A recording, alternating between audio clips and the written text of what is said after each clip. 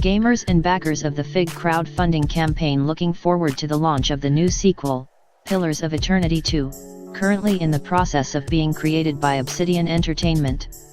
are sure to enjoy the latest backer update from the game design studio, which discusses and demonstrates a little more about the new boating features you can expect to find in Deadfire.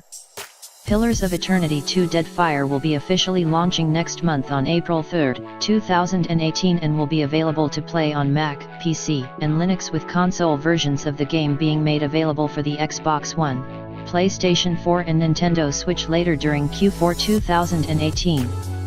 Check out the latest backer update trailer below to learn more about what you can expect from the sailing and crew system, which allows players to collect crew to occupy positions aboard your ship such as Boatswain, Helmsman, Navigator, Cannoneer, Surgeon, Cook, and Deckhand.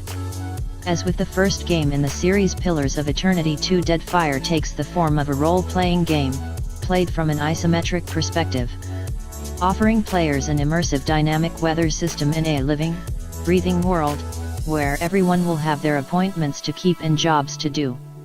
The game will include both returning and new companions, and companion relationships will play a major role in the sequel. 4 sidekicks will also be available that can travel with players, as well as the customizable boat Stronghold, which will serve as a mobile base for exploring uncharted islands and engage in scripted ship-to-ship encounters.